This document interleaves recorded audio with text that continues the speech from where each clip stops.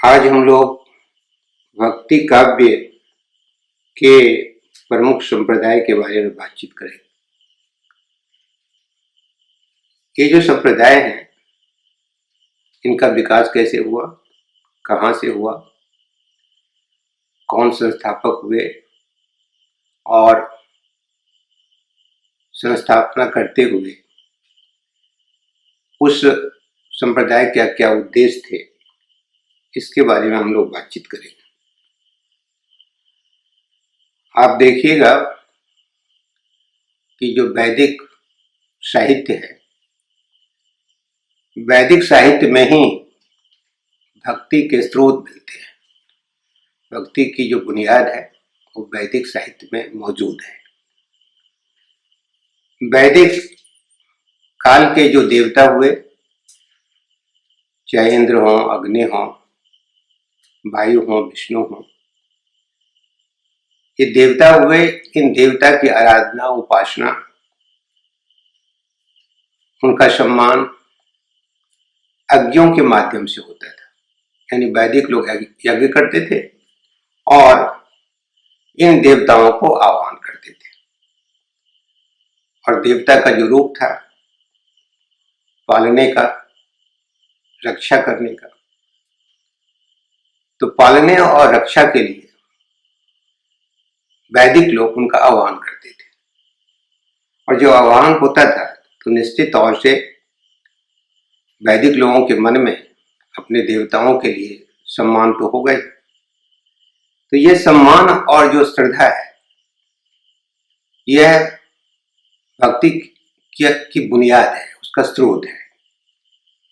बाद में उपनिषद का दौर आया तो उपनिषद में अज्ञात सत्ता की जानकारी के दो तरीके हुए। एक तो पूरा बौद्धिक हुआ, बुद्धि का सहारा लिया, जिसमें हृदय नहीं था, चर्चा होती थी, ऋषियों में आपस में बातचीत होती थी और तप के माध्यम से उसकी जानकारी हासिल करने की कोशिश करते थे। दूसरा जो हिस्सा हुआ वह हृदय पक्ष पर जोर दिया। और हृदय पक्ष पर जोर देने का मतलब था अनुभूतियों के माध्यम से देवता को जानने की कोशिश करना। और भक्ति की जो बुनियाद है वह यह स्रोत ही है। तो भक्ति की जब जब चर्चा हुई तो वेद की चर्चा हुई, उपनिषद की चर्चा हुई और बादरायण के जो ब्रह्म सूत्र है उसकी चर्चा हुई, जिसको प्रस्थान त्रय भी कहते हैं। बाद में 7वीं 8वीं शताब्दी में शंकराचार्य आए और शंकराचार्य ने अद्वैतवाद की स्थापना की। अद्वैत का मतलब था कि जीव और ब्रह्म में कोई अंतर नहीं है। अहम ब्रह्मस्मि, मैं ब्रह्म हूं। जब कोई अंतर ही नहीं था, दोनों बराबर था, समतापूर्ण था, तो यह भक्ति का कोई मतलब नहीं था। आराधना करे तो किसकी करे, क्योंकि जीव ब्रह्म के बराबर है। तो भक्ति का यहां पर कोई स्कोप नहीं था। शंकराचार्य ने दशनामी संप्रदाय की स्थापना की। अपने विचारों के प्रचार प्रसार के लिए उन्होंने मठ की स्थापना भी की, 4 मठ। बहुत चर्चा उसकी होती है। बद्रिकाश्रम में, द्वारकापुरी में, श्रृंगेरी में मठ बनाए और उन मठों के माध्यम से अपनी स्थापना को, अपनी सोच को, अपने विचार को प्रचारित प्रसारित किया। बाद के जो आचार्य आए वे शंकराचार्य के अद्वैतवाद से संघर्ष किया, वैचारिक विमर्श किया। और इसी क्रम में 11वीं शताब्दी में आए रामानुजाचार्य। आप जानते हैं कि रामानुजाचार्य तमिलनाडु के हैं और वहां पर वे आलवारों से भी सीखा, भक्ति आलवारों से ली, और जो अद्वैतवाद था शंकराचार्य का, उससे टकराया। उन्होंने कहा कि संबंध तो अद्वैत है लेकिन विशिष्ट है, और ब्रह्म को विशिष्ट माना, और उसी तरह से जीव को भी विशिष्ट माना, प्रकृति को ही माना। लेकिन ब्रह्म जीव की तुलना में विशिष्ट है, और जीव जो स्थूल है प्रकृति उससे विशिष्ट है। तो इस विशिष्ट होने की वजह से भक्ति का स्रोत खुल गया, क्योंकि जीव को अगर ब्रह्म में मिलना है तो भक्ति करनी है। और यह जो स्रोत था भक्ति का, ज्ञान और कर्म लिया वैदिक चीजों से, उपनिषद से, और भक्ति इन्होंने ली आलवारों से। दोनों को मिलाकर इन्होंने त्रि संप्रदाय की स्थापना की, और इनके जो सिद्धांत हुए उसको विशिष्टाद्वैत के नाम से जाना गया। त्रि संप्रदाय इसलिए कहा गया कि लक्ष्मी ने जो उपदेश दिया और उन उपदेशों के आधार पर जो संप्रदाय बनाए गए उसको त्रि संप्रदाय कहा गया। रामानुजाचार्य ने वेदार्थ संग्रह, श्री भाष्य और गीता भाष्य नामक किताब के माध्यम से वेदों के भाष्य और उपनिषद के भाष्य और उस समय जो धार्मिक सोच थी उसका भाष्य उन्होंने किया। और जितने भी आचार्य थे बाद के दिनों में देखिएगा कि वेद, उपनिषद, ब्रह्मसूत्र की व्याख्या, भाष्य, टीकाएं अलग अलग ढंग से की। तो रामानुज ने अद्वैतवाद का खंडन किया और भक्ति का जो स्रोत था उसने उसको स्थापित किया। आश्चर्य ये था कि संस्कृत में तो वेद मौजूद ही था, चार वेद, और आलवारों के जो पदों का संग्रह हुआ उसको भी वेद की तरह मान्यता दी गई। उसको तमिल वेद कहा गया, संस्कृत वेद और तमिल वेद। और संस्कृत वेद और तमिल वेद दोनों को मिलाकर उन्होंने श्री संप्रदाय की स्थापना की। वैसे श्री संप्रदाय के जो स्रोत हैं वे नाथ मुनि में भी मिलते हैं, या नाथ मुनि के जो पौत्र हुए यमुनाचार्य,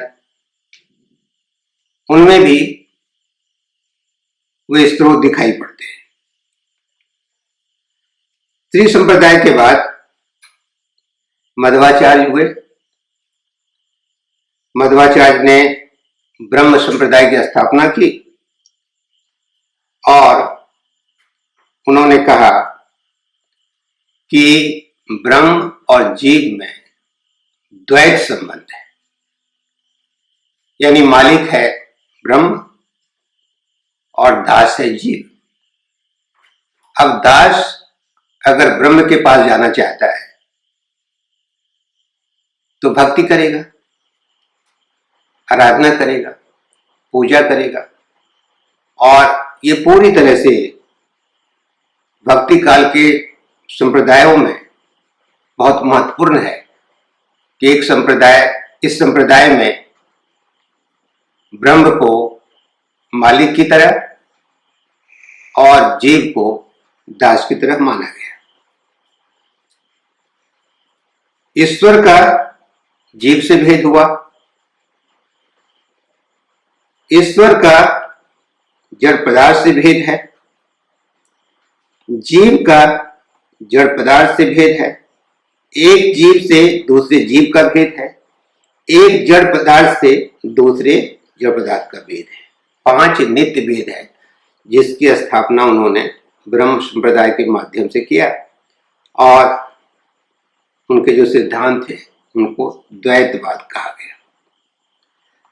माधवाचार्य के बाद विष्णु स्वामी आए, उन्होंने शुद्धाद्वैतवाद की स्थापना की और अपने संप्रदाय का नाम रुद्र संप्रदाय रखा गया। रुद्र शिव को कहते, विष्णु स्वामी शिव से प्रभावित थे और शुद्धाद्वैत का द्वैत तो है लेकिन शुद्ध अद्वैत है। उन्होंने कृष्ण को आराध्य माना, राधा को प्रधानता दी। बाद के दिनों में जो कृष्ण भक्ति शाखा का विकास होता है उसमें वल्लभाचार्य का बहुत बड़ा योगदान है और विष्णु स्वामी के इस सिद्धांत को वल्लभाचार्य ने अनुसरण किया। विष्णु स्वामी ने गीता, वेदांत सूत्र और भागवत पुराण का भाष्य किया। उसके बाद निम्बार्क आए 12वीं शताब्दी में, थे तो दक्षिणी इलाके के लेकिन वृंदावन में आकर बस गए। इन्होंने सनकादि संप्रदाय की स्थापना की। उनका जो सिद्धांत हुआ वो द्वैत हुआ। द्वैत भी है, अद्वैत भी है। द्वैत तब तक है जब तक ब्रह्म मालिक है और दास है जीव, और जब जीव ने उपासना की तो ब्रह्म में मिल गया, अद्वैत हुआ। तो द्वैत भी अद्वैत भी। ये जयदेव के शिष्य थे, राधा कृष्ण के उपासक थे। इन्होंने 2 ग्रंथ पर भाष्य किया, वेदांत सूत्र पर भाष्य वेदांत परिजात सौरभ के नाम से और 10 श्लोक के नाम से। तो ये 4 संप्रदाय भक्ति काव्य को प्रभावित करता है और 4 संप्रदायों में से बाद में आप देखिएगा अन्य संप्रदाय जो छोटे छोटे संप्रदाय से निकले हैं वो इन संप्रदायों के कारण में निकले हैं। स्रोत यही है। अब कृष्ण भक्ति धारा के संप्रदाय देखना चाहें, क्योंकि परीक्षा में ये छोटे छोटे प्रश्न पूछ दिए जाते हैं। कृष्ण संप्रदाय को श्री संप्रदाय रामानुजाचार्य का जो संप्रदाय था, ब्रह्म संप्रदाय, रुद्र संप्रदाय, सनकादि संप्रदाय, बिल्लभ संप्रदाय का असर, उसका प्रभाव। कृष्ण भक्ति धारा के संप्रदाय में से रामनंदी संप्रदाय, गौड़ीय संप्रदाय आप जानते हैं बंगाल के इलाके में चैतन्य महाप्रभु हुए, उन्होंने उसकी स्थापना की थी और द्वैतवाद का प्रभाव था। नादिया जिला है बंगाल में। और उसके बाद राधा वल्लभी संप्रदाय, हरिदासी संप्रदाय। राधा वल्लभी संप्रदाय की स्थापना हित हरिवंश ने की थी और हरिदासी या सखी संप्रदाय की स्थापना तानसेन के गुरु हरिदास ने की थी। तो इस तरह से 9 संप्रदायों का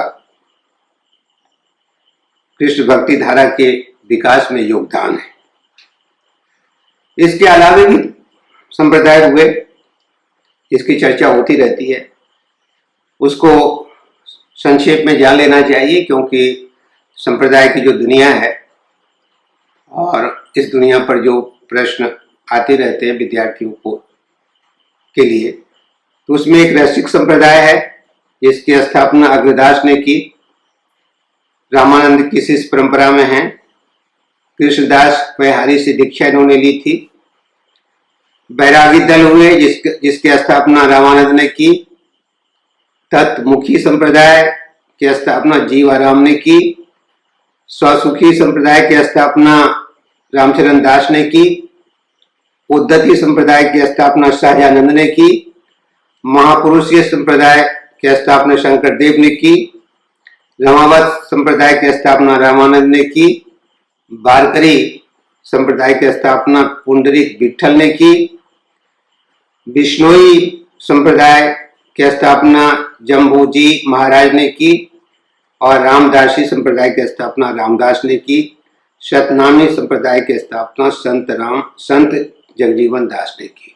वैसे अन्य संप्रदायों की भी चर्चा हो सकती है। निर्गुण ब्रह्म के जो लोग हैं, निर्गुण परंपरा के जो लोग हैं, कबीर के नाम पर भी और कबीर के बाद जो लोग हुए उनके नाम पर भी संप्रदाय हैं। यहाँ तक कि प्रेम काव्य जो जैसी का काव्य है, वहाँ भी आप देखेंगे कि चिश्ती संप्रदाय, सुहारवर्दी संप्रदाय, कादरी संप्रदाय, अन्य संप्रदाय भी हैं। लेकिन वैष्णव संप्रदायों की जो परंपरा है वह परंपरा यही है और इन संप्रदायों की चर्चा होती है। इसके अलावा भी कई संप्रदाय हैं लेकिन छोटे छोटे हैं जिसकी चर्चा बहुत नहीं होती है। तो आज हम लोगों ने संप्रदाय के बारे में, विभिन्न संप्रदायों के बारे में चर्चा की और आप सब लोग विभिन्न वीडियो के माध्यम से अपनी बात कह रहे हैं, अपनी राय कह रहे हैं, उसकी अच्छाई बुराई के बारे में चर्चा हो रही है। इसके बारे में भी आपकी टिप्पणी होगी तो बेहतर होगा। आपको, आप सबों को धन्यवाद, बहुत बहुत धन्यवाद।